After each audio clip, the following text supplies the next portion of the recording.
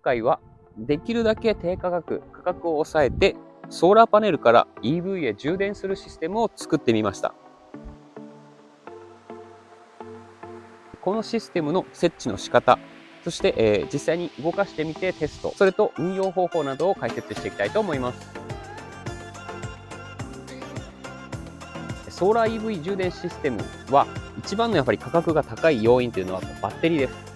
やはりリン酸鉄リチウムイオン電池などもある程度の容量になると20万、30万、40万となっていくので、その分をこの自動車用の廃バッテリーを使って代用します。できるだけこのソーラーパネルの発電した電気をそのまま EV に流してあげるという風なシステムの構成になっています。今回はそういったシステムをこの箱を出す段階から説明していきたいと思います。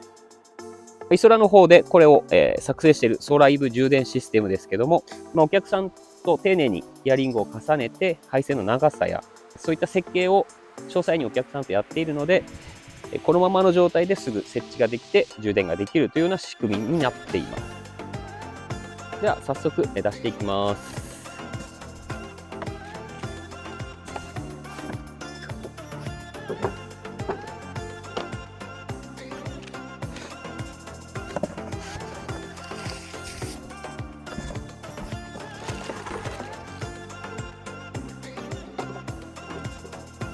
はい、それでは、先ほどの出した状態から少し整理しておいてみました。まず、届きましたら、こういった、ブレーカー類を端子の確認締めていきます。途中に緩んでいる可能性もあるので、よく締まっているかどうかを確認します。すべての接続部、見てもらった方がいいですね。今回は屋外でテストという形でやるので、こういうふうに平べったい場所に外に置いていますが、基本的に雨風がかからない、ところに配置してください。こういったのは防水ではありませんので、雨風がかからない、ガレージの中とか、そういったところに配置します。そういったのも電気工事士の方と相談するといいですね。ブレーカーや配線機器類の固定は電気工事士にお願いしましょう。この動画を見てもらえたら、作業もスムーズに進むと思います。でこういったブレーカーなども固定します。こういったのも固定するステーがついていますね。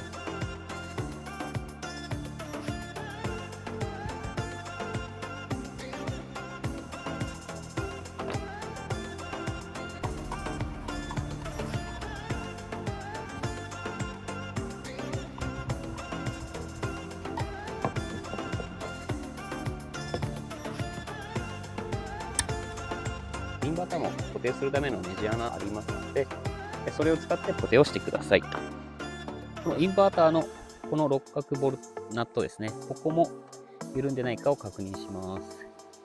10ミリのスパナでいきますね。インバーターのキャップを貼り付けます。まず付属の両面テープを半分に切ります。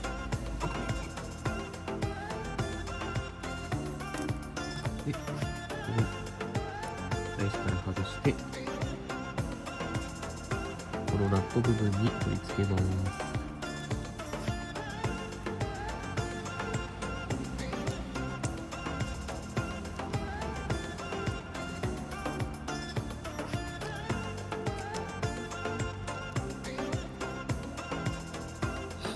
糸に周してキャップを六角形の部分に取り付けます。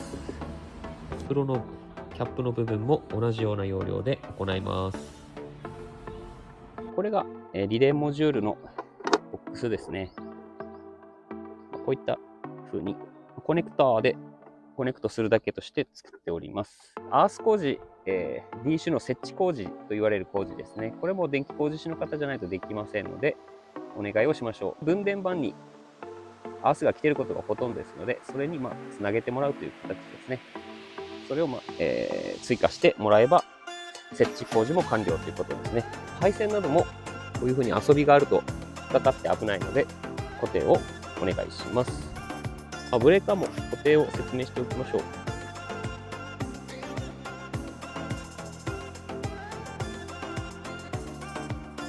ビスが入っていますので、ビスで所定の場所に固定してください。今回はテストなので、適当に固定しています。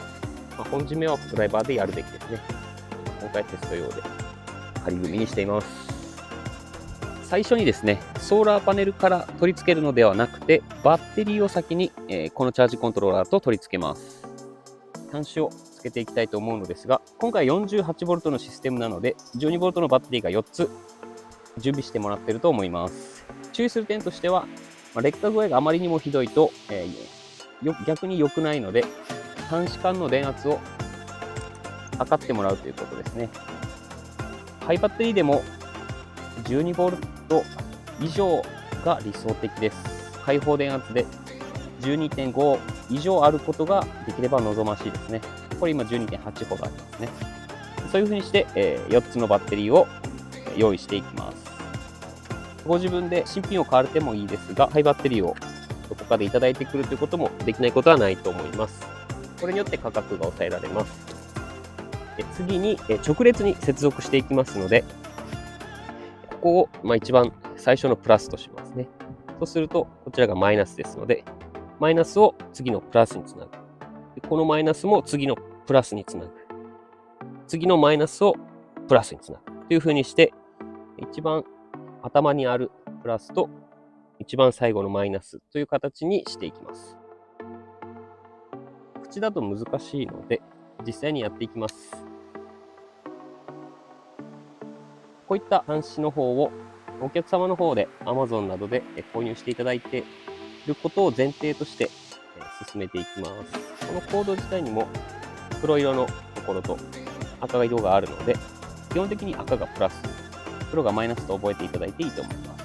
ここを一番最初の一番先頭のプラスにしますので、マイナスを取り付けます。ワニ口の端子になっていますので、丸い端子もありますが、これだと全てボルトを外さなくても途中から差し込むことができます。反時計回り回して緩めてに取り付けます。これでボルトを締め付けていただくという形ですね。今回は撮影のために他のものは全てもう取り付けている状態にしています。先にこういう風に取り付けていただいていく方がいいですね。作業しやすいです。若干このポールのサイズというのは実はマイナスとプラスで少し違いますので、プラスにはプラス、マイナスにはマイナスの方をつけます。ここ間違うと、つけられないので、購入するときも気をつけて購入します。こういう感じですね。まず固定の前に全部つけていきますね。これがマイナスですね。で、マイナスがで次のプラスにつけます。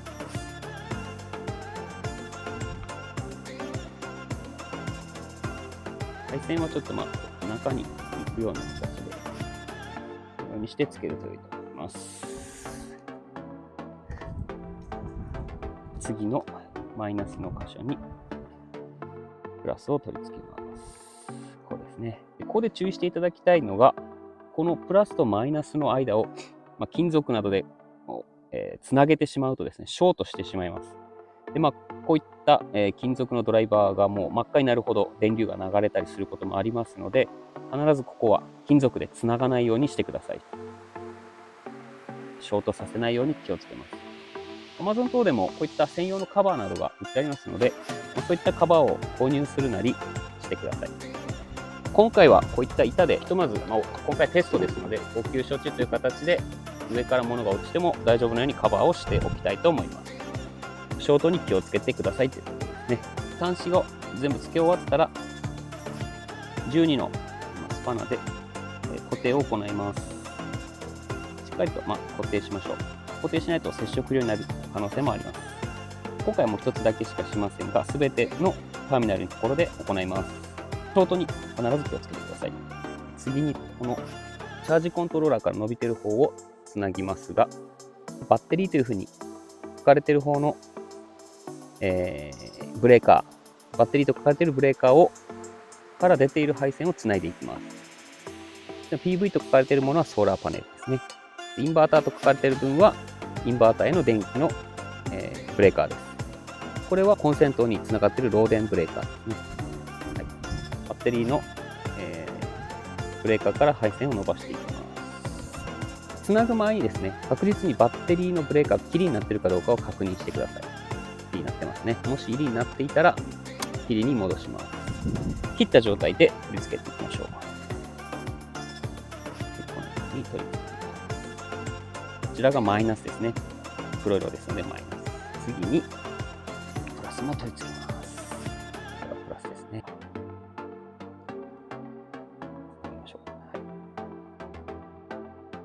そして、ショートしないようにカバーをかぶせておきます。バッテリーにこのような、ピンク色のシールを貼っています。これはマスキングテープとフリクションライトという、ペンで、作られているんですけども、これはですね、発熱した場合、過充電や過放電した時に発熱した場合に、このピンク色が透明になって消えてしまいます。その、性質を利用して、バッテリーが過放電したり過充電したかどうかというのが一目でわかるようになっています。この仕組みなどについて詳しく知りたい方は過去動画が説明しておりますので、こちらを参考にしてください。こういったものを全てのバッテリーに貼っております。そういった形でバッテリーの運用にも注意を払いながらやっていただくと、バッテリー自体も長持ちして安全に運用できると思います。こちらおすすめです。また、バッテリーの定期点検についても他の動画で解説しようと思いますので、そちらを参考にしながら、このハイバッテリーをできる限り長く持たせるようにして、運用をしていきましょう。バッテリーの電圧が来ているかどうかを確認します。ここでちょうどバッテリーテスターのプローブが入りますので、ここで、差し込んで電圧が分かります。今 50.2V と出ていますね。直流で測ります。こっちまで来ているので、これでブレーカーを入れると、ラジコントローラーの方に電気が供給されます。必ずバッテリーを先に行います。見てもらうと、ここで枝分かれしていますが、そのうちの2本はチャージコントローラーの BAT プラスと BAT マイナスに入っていますね。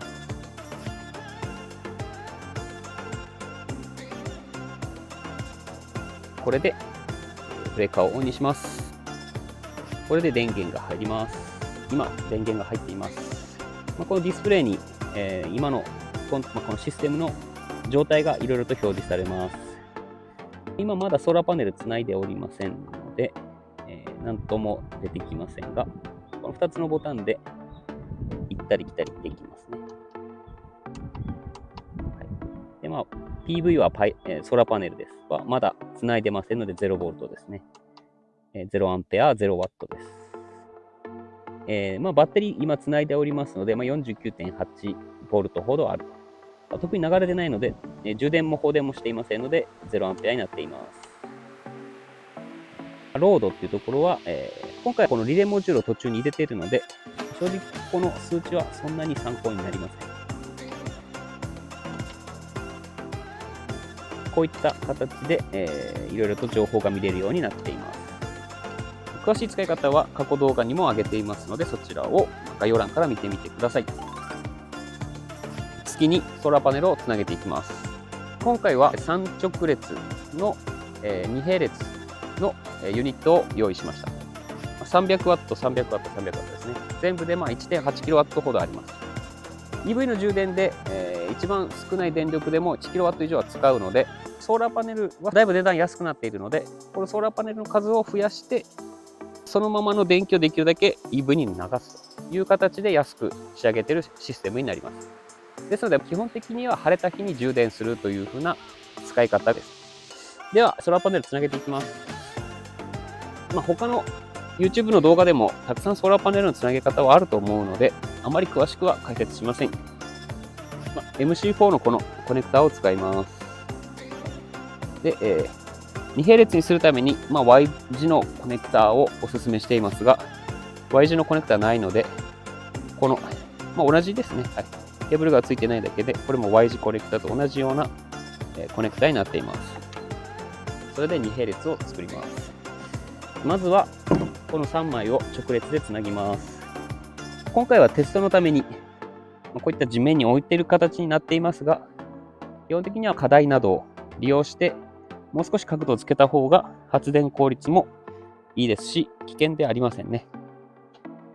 普通に置いているだけだと、雨や雪の被害も考えられますし、踏んだりしてしまうことも考えられます。で、こっちの方も直列につなぎます。よいしょ。今回、あちら側をマイナスにしているので、メスコネクターが両方とも出ています。メスコネクター同士でつなぎをするという形ですね。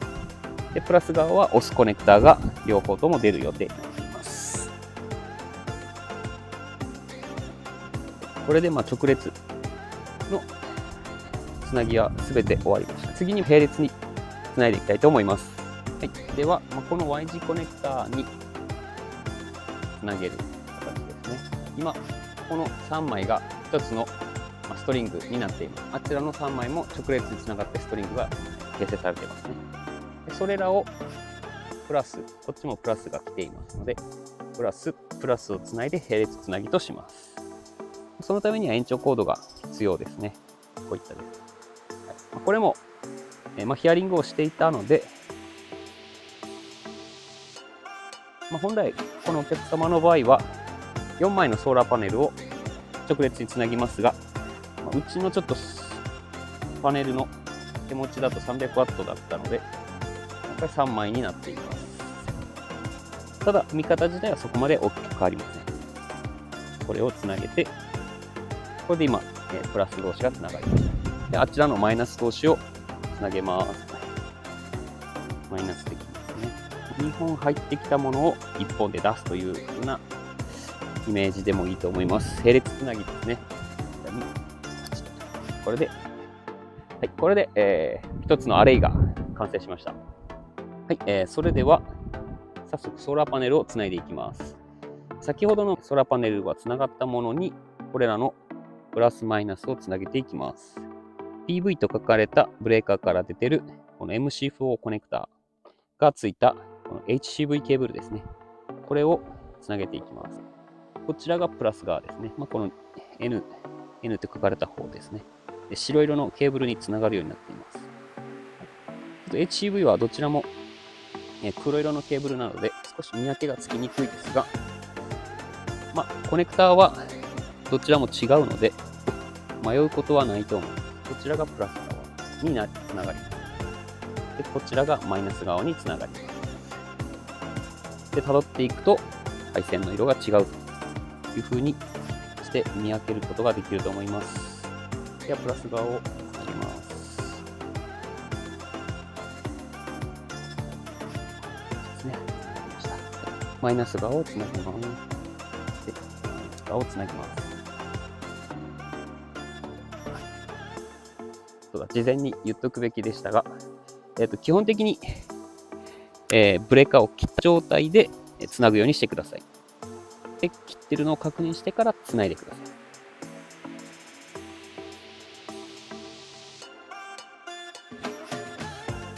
はい、そして、今回、お客様の、環境上ですね、その後またさらに延長されています。で、そのケーブル自体はこちらから見てもらうと分かりますが、PV と書かれたところに入っています。それぞれこの白色のコードが PV プラス、黒色が PV マイナスとなっています。接続が終わりましたので、ブレーカーをオンにします。そうすると、こちら側にPV のデータが出てきてますね。今 109.8V、9V、110V くらいで、発電しています。今日ちょっと曇っているので、あまり状態としては良くないですね。2.2A、結構少ないですね。で、今 230W 程度が発電されています。では、簡単にここの表示の意味合いを説明します。ソーラーパネルですね。電気が流れているときは、こういうふうに点が流れて表示されます。バッテリーも、ゆっくりですが充電されているので、電気が流れています。という状況です。で、上の方にスタンバイ、CC、CV、CF とありますが、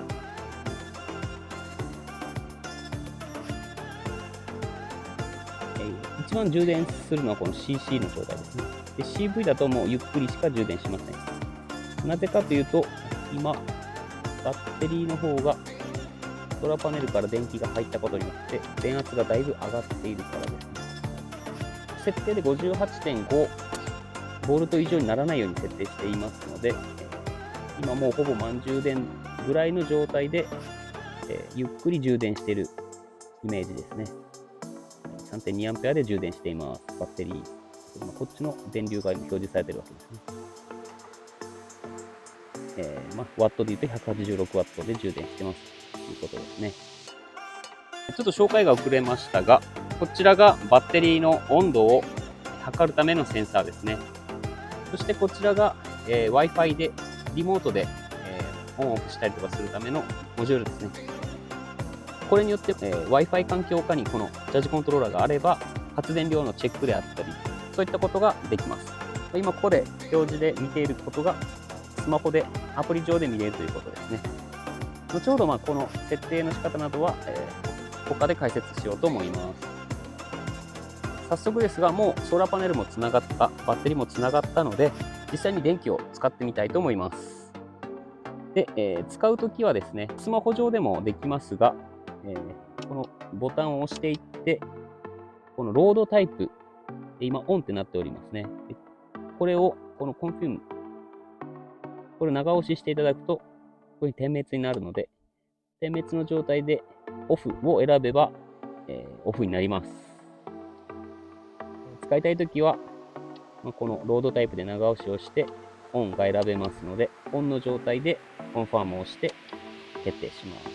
今、これで使える状態になっています。では、やってみましょう。でインバーターのブレーカーもここでキリになっていますが、オンに入れます。そうすると、チャージコントローラーからの電気とバッテリーの電気を使って、インバーターがオンにできる状態になっているという形ですね。こちらでスイッチを入れます。スイッチをオンにして、ここにバッテリーの電圧と 100V の交流の電圧が出てきます。105V 出てますね。DC が 59V ほど出ています。今オンにしてありますので、ここのつながっているリレーモジュールでオンになっています。基本的に過放電だったり過充電だったりを防ぐためにこちらの設定を当社でしていますので、それらの数値になった時に自動でカットしてくれます。リレーモジュールがあるので、ある一定まで放電し続けると自動で止まるようになっています。ここに今電気が 100V が来ていますので、漏電ブレーカーの一時側、電源側を見てみたいと思います。交流の 107V が来ていますね。で、ブレーカーをオンにすると、この先にあるこのコンセントが使えるようになります。マス付きのコンセントですね。で、今回は 100V でこの EV を今から充電してみたいと思います。今回使用する充電器はこの社外品の、汎用の充電ケーブルになります。でこれで 100V の 8A 充電でいきたいと思います。では、早速いきます。こういったコンセントも電気工事士の方がしっかりと壁に固定してくれると思いますので、今回はテストなので、こういう空中になっていますが、基本的には固定して使います。今、電源がオンになっています。太陽が出てきたので充電しやすい環境になっています。準備 OK のランプがついています。では、充電します。基本的に晴れている時のみの充電システムになっています。はい。充電スタートしています。今、充電しています。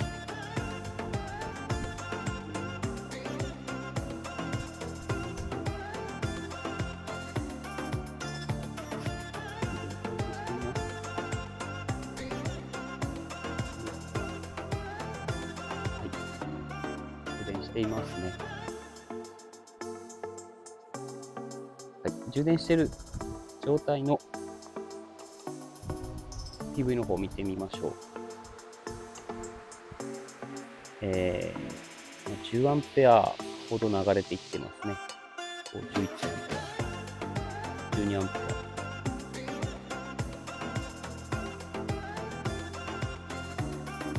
だいたい12アンペアぐらいで今発電しています。パネル自体は1200ワットほど発電していますね。ここではバッテリーの方に流れているというふうに表示されるんですが、その数値自体はこういうふうに流れていっていますので、この電気をバッテリーに置くのではなく、ほぼこちらのインバーター側で今使っているような状態です。バッテリーが一応ついているんですが、ほぼソーラー発電の太陽光パネルからの電気だけで今 EV を充電しているような状態になっています。バッテリーが高いので、バッテリーを本来かなり少なくすると発電が切れてしまうんですが、ソーラーパネルを多くしておけば、EV 充電の電気量を賄うことができるので、結果的にバッテリーはできるだけ少なく、ハイバッテリーみたいなレベルでも EV 充電ができるということですね。できるだけバッテリーの容量がある方が、曇った時などに発電量が落ちた時でも、このバッテリー側から電気を流すことができるので、そういった場合はバッテリー側がインバーターへ電気を流します。そうすることによって補って、くれるわけなんですね。ただ曇りが続きすぎると発電量も落ちてしまうので、その場合は機器がストップします。ただその場合でもバッテリーへはソーラーパネルから少しずつ電気が送られてきますので、バッテリーのは少しずつまた容量を充電してくると、こちらの方で自動的に充電がまたスタートする、電源がつくという形になっていきます。でそうすることによって、一応はずっと充電ができるような形になっています。このまま少し様子を見てみたいと思います。ソーラーパネルが10アンペアほどで発電していますね。101ボルト、10アンペアでソーラーパネルが発電しています。1000ワットほどですね。EV 充電自体は800ワットなので、それを上回ってますね。変換効率などはあるので、あれですけども、バランスを取りながら今発電して充電しています。今充電器動いていますね。そして EV の方も充電していますね。ちょっと充電マークがついています。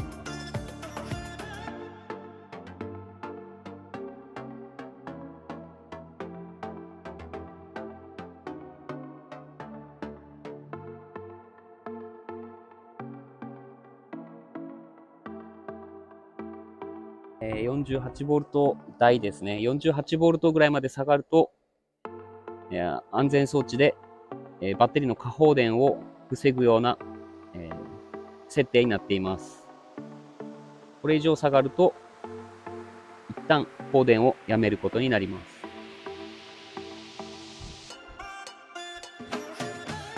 す。しぶとくやりますね。頑張ってますね。はい、バッテリー電圧、粘って58ボルト台に回復しましたね。バッテリー電圧が48ボルト以下になると充電をストップしてしまいますが、このようにまた晴れが戻ってくると、バッテリー電圧がまた上がってきて、充電をずっと続けてくれます。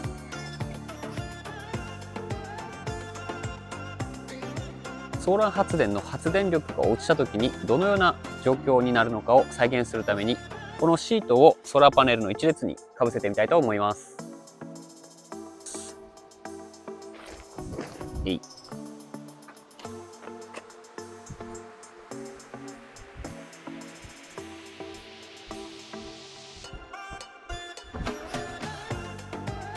発電量が半分になってますね。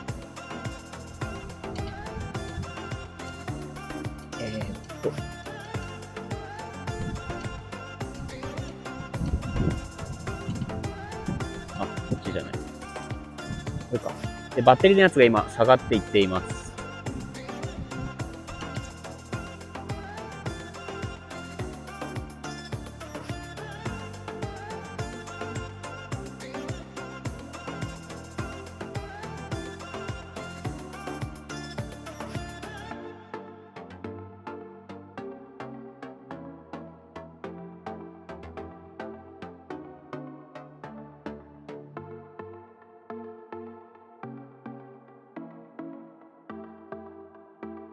切れたね。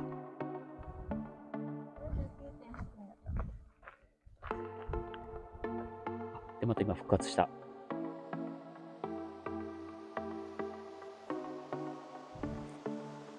はい、今のようにですね、バッテリー電圧が下がると、自動的に、電源をオフにします。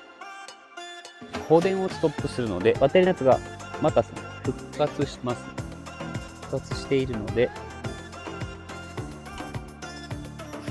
また、放電を始めます。では、外します。よいしょ。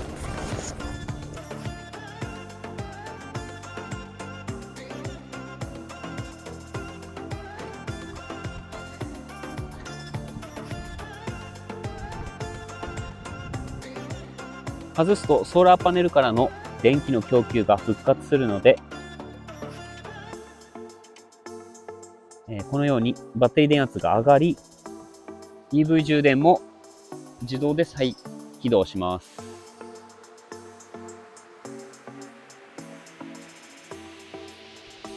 はい、また再起動して復活してますね。再起動したので、この時間のところが1分43秒になっています。一度切れて、また再起動したということですね。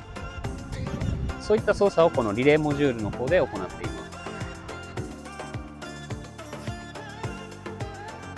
す。ただ今切れました。電圧が下がってきているからです。電圧が今、バッテリーが下がっています。今、ソーラーパネルを切っているので、これ以上電圧が上がることはありません。負荷がかかっていないので、49.9V のままで移行しています。今、日中ですが、今、このソーラーパネルのシステムにとっては、夜と同じですね。ソーラーパネルからの電源が切られているので、今、この 49.9V で、ずっと一晩中動くということになります。その状態で、こちらのインバーターは、オンの状態っていうのがわかると思います。ただ、こちらのもう充電器自体はストップしています。先ほども説明した通り、このリレーモジュールとチャージコントローラーの連携によって、このロー電ブレーカーから先の電気をカットしているからですね。ですので一応インバーターはついているんですが、放電はほぼしていない。ただこの状態でも、これらの待機電力はありますので、少しずつこの電圧は下がっていくことになります。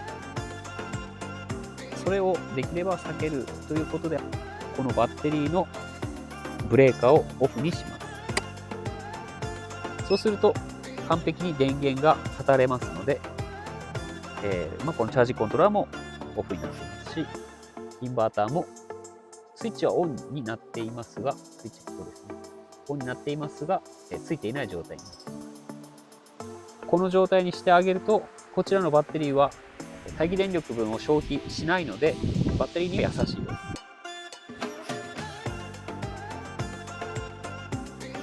はい、このソーラー EV 充電システムは前回の、最安で、ソーラー EV 充電をやってみようという動画のパワーアップバージョン、改良バージョンになっています。先ほど再現したように、太陽光パネルの発電量が曇ったり、何か影ができたりなどして発電量が下がった場合は、自動的にこのリレーモジュールとチャージコントローラーによって、この充電ケーブルの電源が切られます。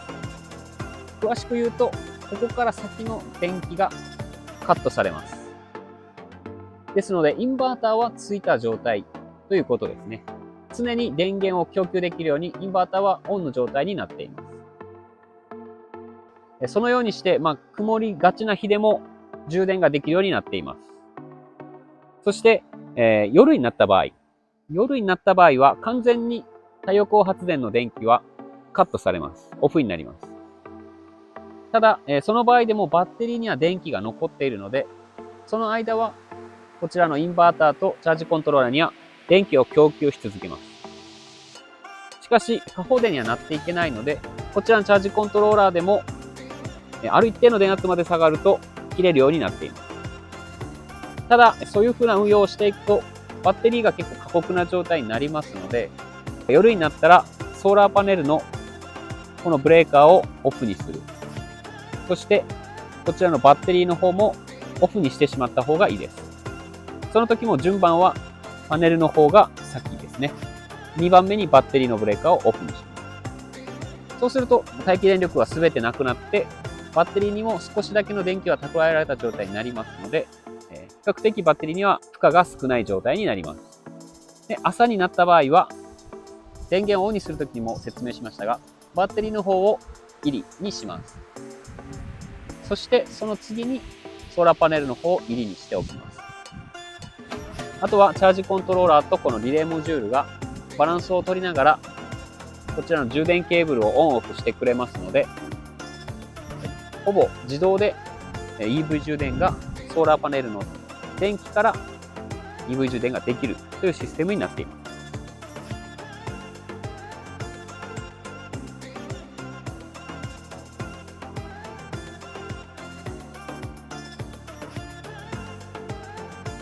今回は最安でできるソーラー EV 充電システムを紹介しました。こういったシステムの一番ネックになるのがバッテリーです。ほとんどの価格の中のウェイトを占めるのはバッテリーなので、そのバッテリーをできるだけコストを縮小して、つまり今回はハイバッテリーを使いましたけども、そういったほぼタダで手に入れることができるようなものを利用して、それによってコストを下げるという手法を取りました。このシステム自体は、ほぼ自動で EV 充電をやってくれます。これまでソーラー EV 充電をいくつか紹介してきました。で、その中でたくさんのYouTube の視聴者の皆さんからお問い合わせをいただいています。そういったこともあって、最近ですね、ソーラー充電コンシェルジュというサービスを始めました。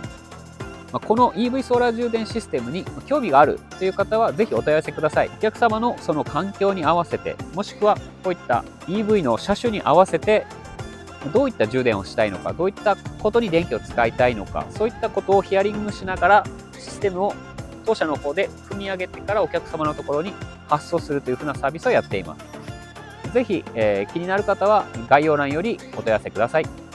今回は以上です。ご視聴ありがとうございました。